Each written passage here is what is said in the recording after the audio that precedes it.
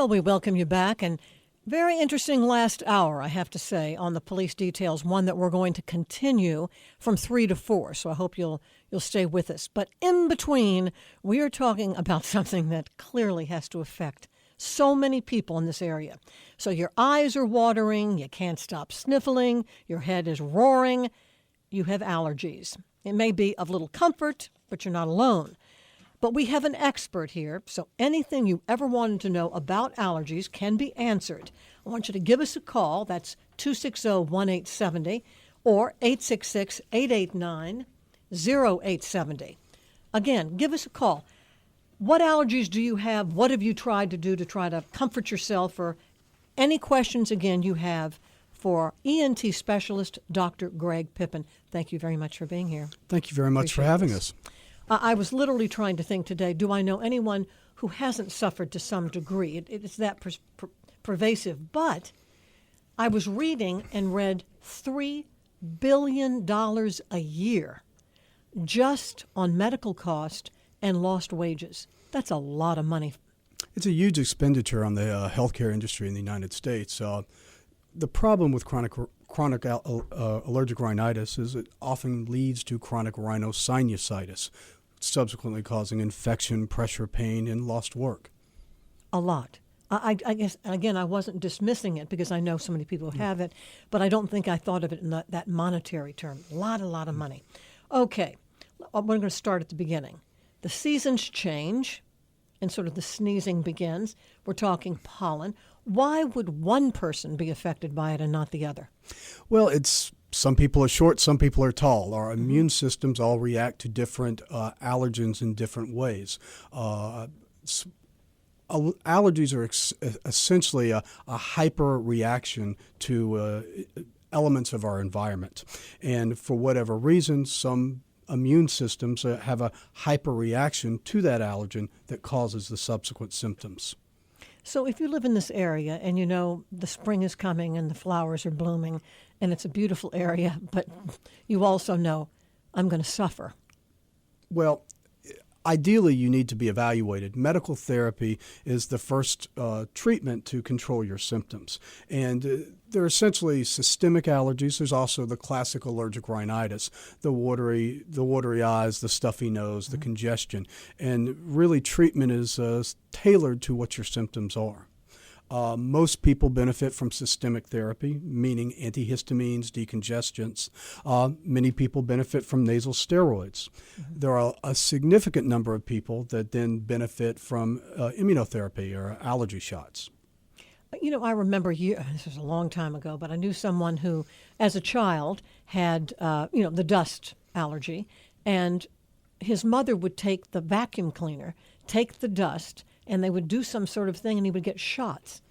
Yes. Is that still done? It's immunotherapy. Yes, that's so you exactly. Take the very thing that is causing the problem.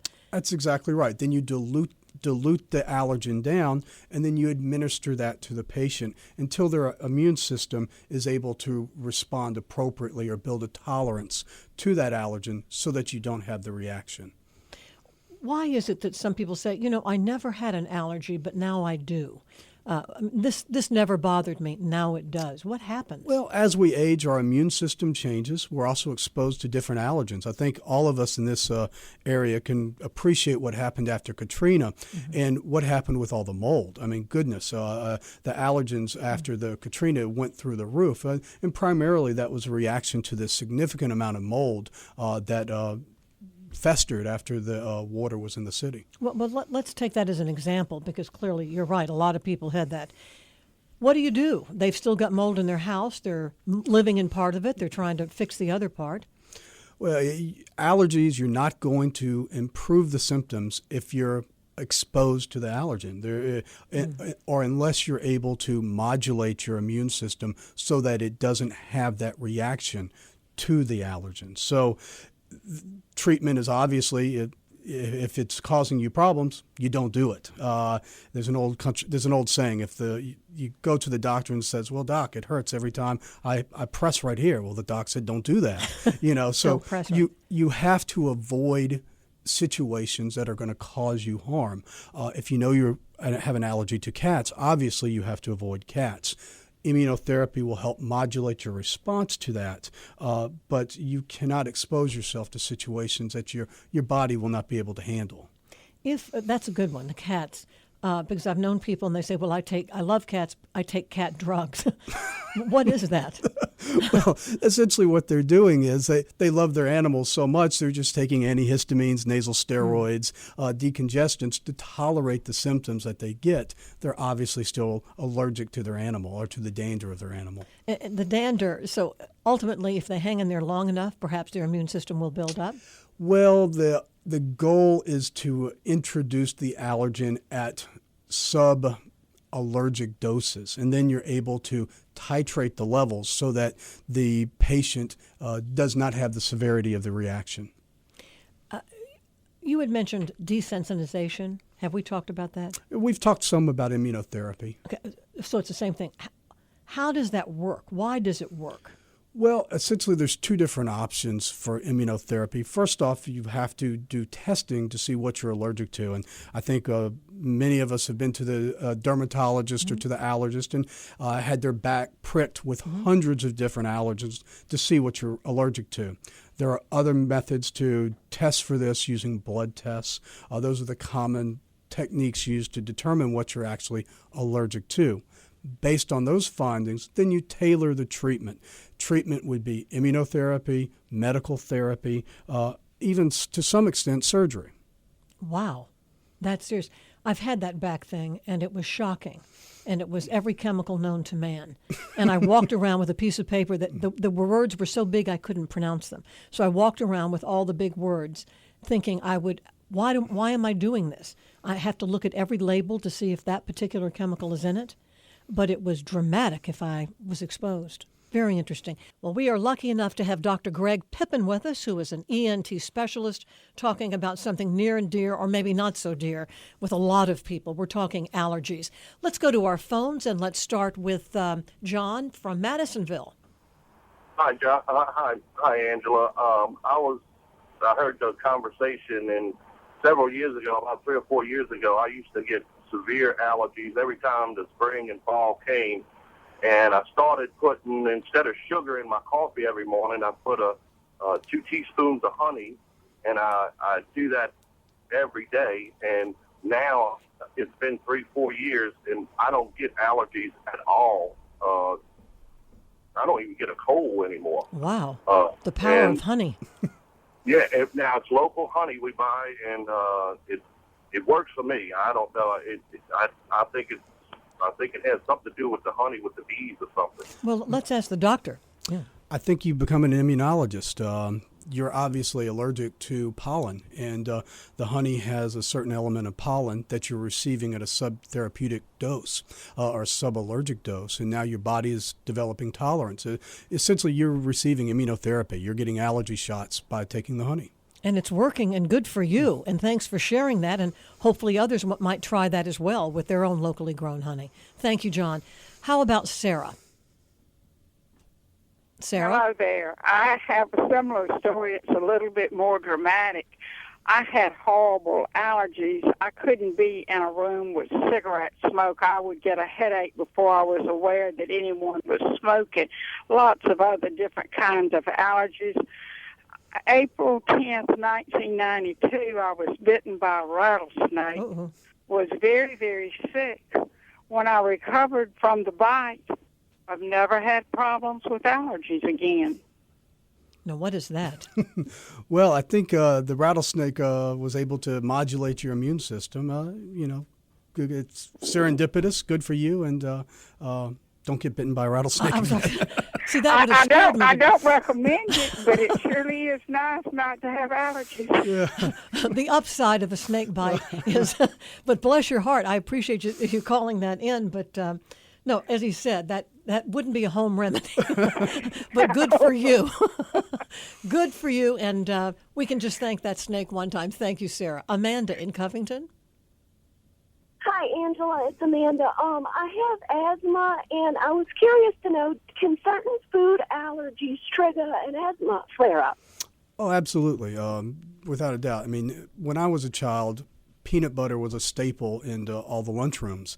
Now, if you start to see so many children have peanut, nut allergies, there are all kinds of gluten allergies. All of these allergies can precipitate inflammation in the respiratory tract or in the lungs, causing asthma.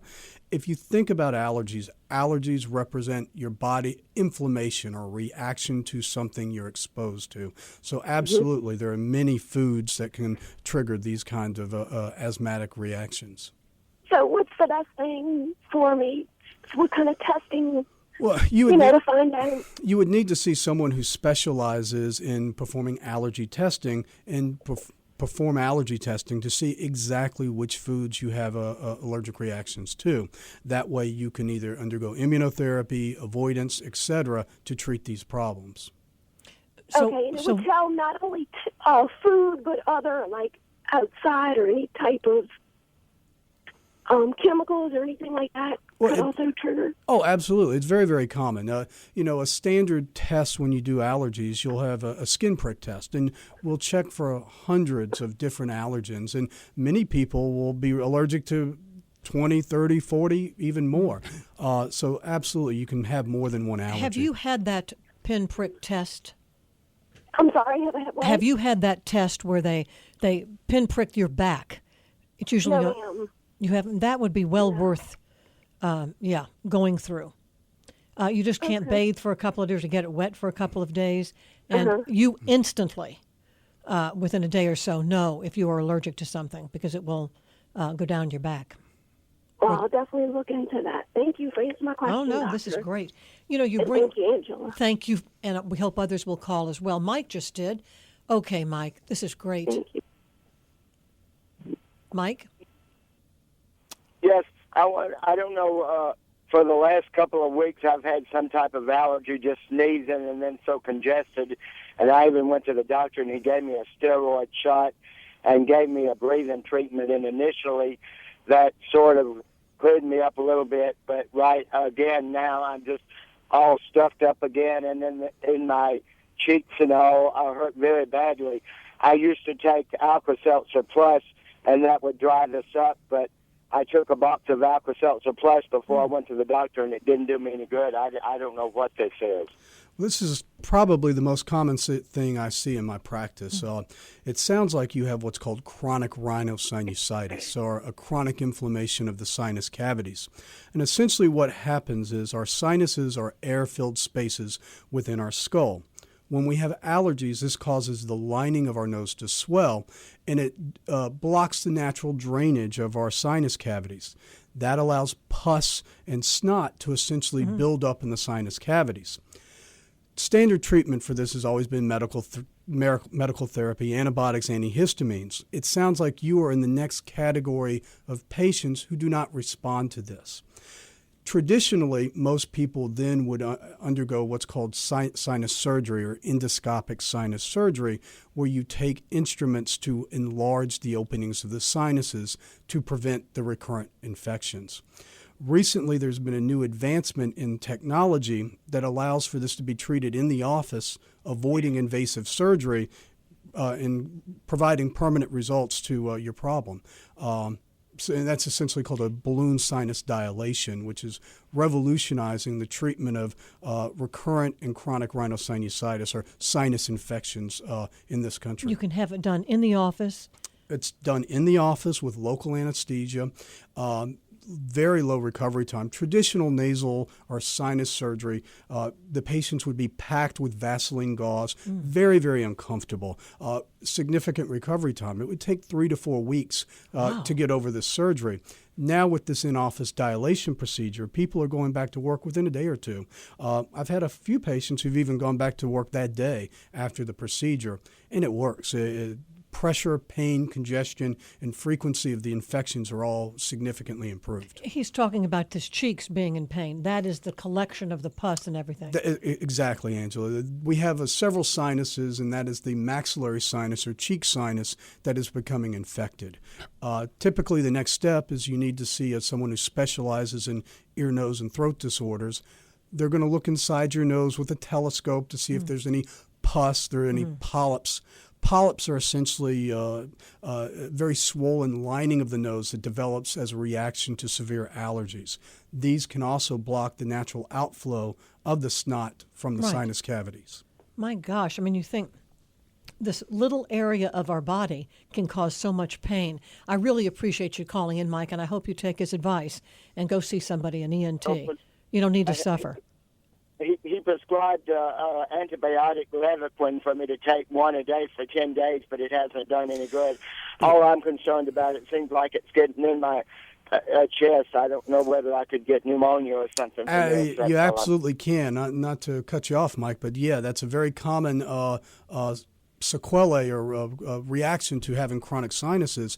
The pus will drain down the back of your throat, go into your lungs, and then cause a pneumonia. That's a very, very common problem.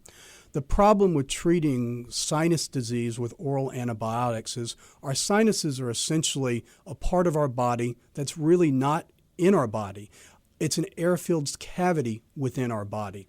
It takes 3 to 4 weeks for antibiotics to reach therapeutic doses in sinus cavities to treat a true infection. So if you really have true sinusitis, you have to be on antibiotics for 3 to 4 weeks to adequately treat the infection. Well, good luck, Mike. Bless your heart. Dr. Greg Pippin is our very special guest today. He is an ENT specialist, and he has some wonderful information about allergies. Let's go to Colin in Mid-City. Colin? Hey, how you doing today? We're good. Okay. Well, my question is, I constantly have a sinus drip, postnasal drip. I've been given antibiotics and different things like that, and it never really clears it up. And I don't know if this is true or not, but it seems like it flows into my digestive tract and affects my digestion and stuff. And I was just wondering, is that what's going on? And also, what can be done to like that sinus surgery you were speaking about? Is that something that will alleviate postnasal drip as well? Postnasal drip is usually related to a gland inside our nose called the turbinates. The turbinates warm and humidify the air. Well, there's certain individuals where they overproduce the mucus that are used to warm and humidify the air. There are medical treatments to decrease this drainage, usually consisting of antihistamines, nasal steroids. There are also other medications that are called anticholinergic medicines that will dry the nose out. There's some nasal sprays that will do this.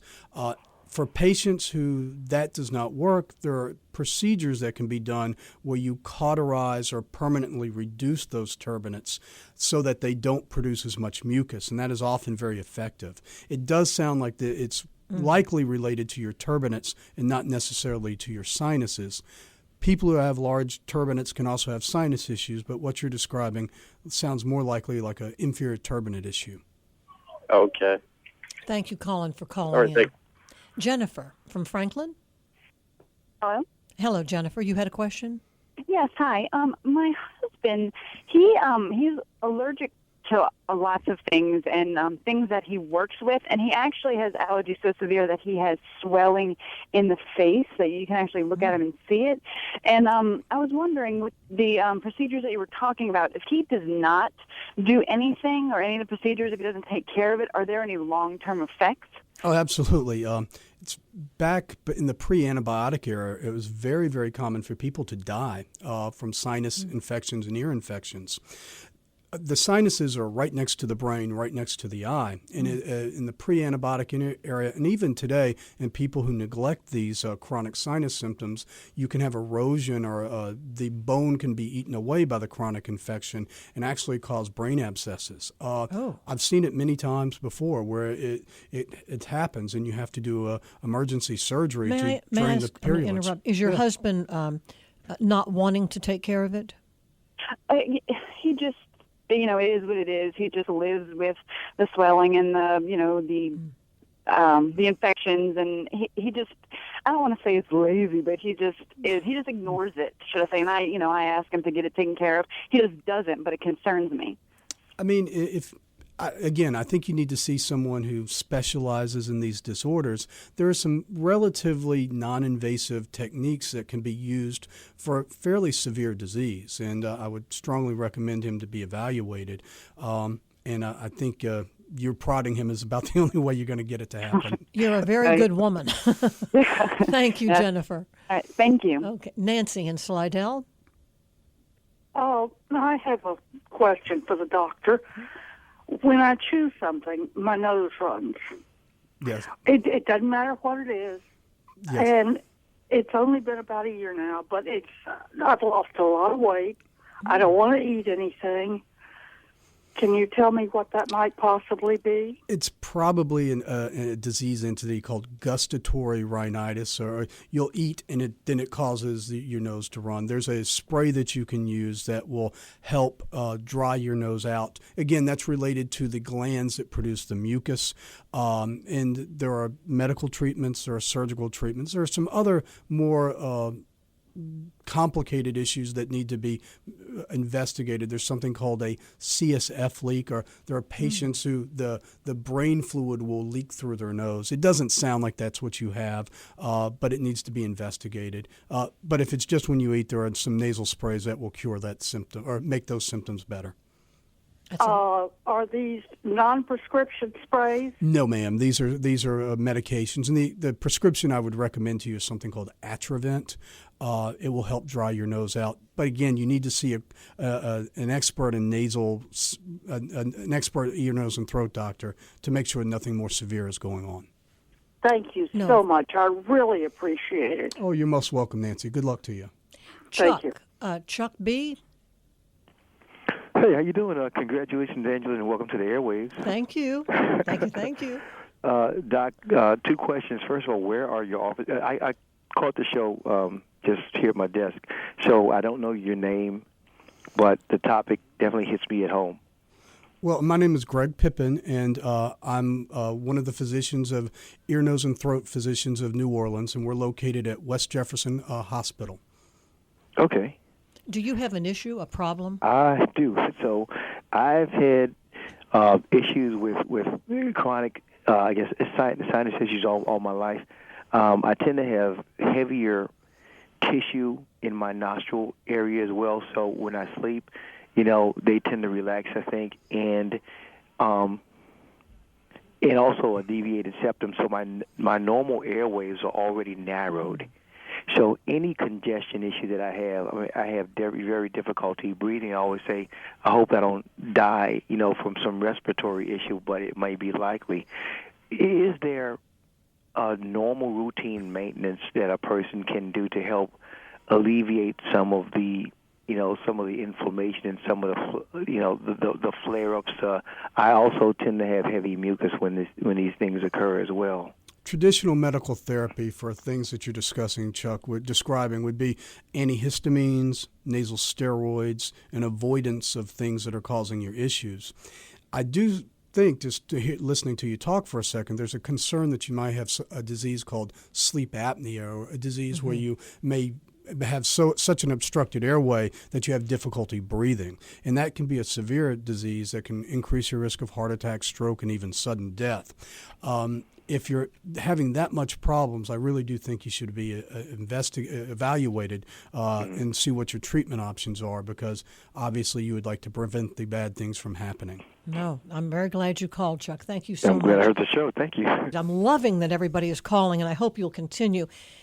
We've still got some time, but I'm going to ask a couple of the questions that are out here. Anne from Mandeville is asking, do kids outgrow peanut butter allergies?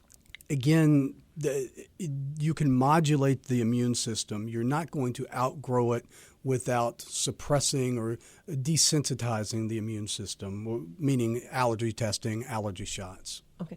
Is it true that this is a personal thing? Can people be allergic to chocolate?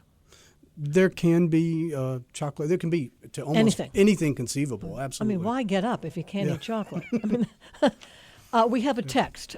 Woman says, my husband went to a doctor for the balloon treatment you were talking about earlier, and his doctor said he was not a candidate for the procedure because he has too many curves in his passages. Are you familiar with this, and what do you suggest? Well, I would recommend being reevaluated. I personally perform a significant number of these procedures myself. There are several different companies that manufacture the device that allow you to do the dilation. Some companies' devices are better suited for tight passageways as compared to others. In my personal experience, almost everybody can be dilated. It's the rare exception that someone cannot be dilated. Okay. From Tony from Wagaman. Tony? Yes, I was.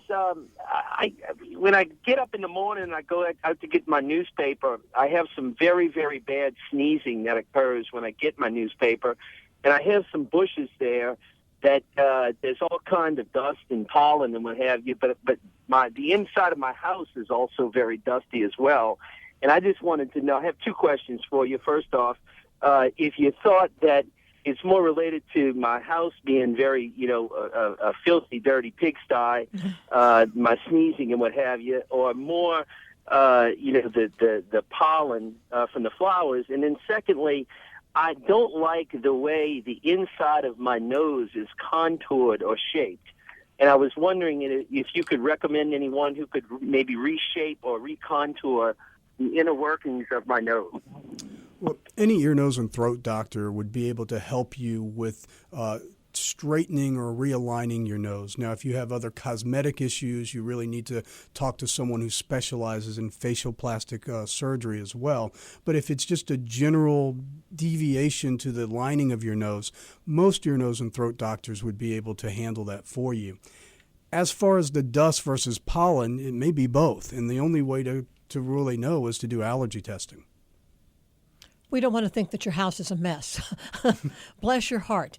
Let us go to Marcy. My question is about this, pretty much the same thing. I know that I have allergies. I've had allergy testing, and I've been told that my tubes in my ears are very, very narrow. But I was wondering, I get a drainage from my ear often, and it drains into my throat. I find myself clearing my throat, and a lot of times it'll turn into an ear infection. I was just wondering, I do have ear drops that I've used. I just wonder if there's anything more permanent that could fix it. It's very likely that you're having what's called eustachian tube dysfunction. Yeah. There's a tube that connects the throat to the ear, and that helps to drain the ear to allow the mucus from the lining of the ear to go into the throat. People who have chronic allergies and chronic sinusitis will have an inflammation of that tube that will then cause ear infections. The primary treatment is to treat what's causing the inflammation in your eustachian tube, and that's your allergies and your chronic sinusitis. And so I would tell you until you get that under control, you're going to have constant ear problems. I appreciate that call. Have so enjoyed this hour talking about allergies. Very quickly, if we can go to Mike in Gulfport. Mike? Hello, Mike. Are you still with us? Mike is gone. How about Ron from Harvey? Hey, how you doing, Angela? Good. Okay, here's my question. I had a problem pop up where it seemed like it was continual, constant drainage from, I guess, my sinuses and passages that would continually collect in my throat. Calling my ENT to describe this to him, and after a couple of things that didn't work, I was told, well, you're going to need the surgery. So I went and had the sinus surgery, had it all done, and after the swelling and everything went down, so a couple of weeks, 3 weeks later, I'm still having the same problem where it's just a constant collection of, I guess, mucus and whatnot in the back of the throat, and it's just this constant need to clear the throat. And I'm concerned that, we're doing it so much that I'll cause damage from doing it. And I'm just wondering why and, where does that keep coming from? It's to the point where, many times throughout the day, you have to expel this excess that just won't quit. Doctor? I mean, obviously, Ron, I would have to see you to give you an opinion. if your turbinates were not treated during the sinus surgery, that's one thing I would tell you that needs to be investigated. Turbinates, again, are the glands that produce the mucus, and it's not uncommon for people who have chronic sinus symptoms to have overproductive turbinates that produce too much mucus. That sounds like what you're having. There are several medical therapies that will help reduce the production of the mucus.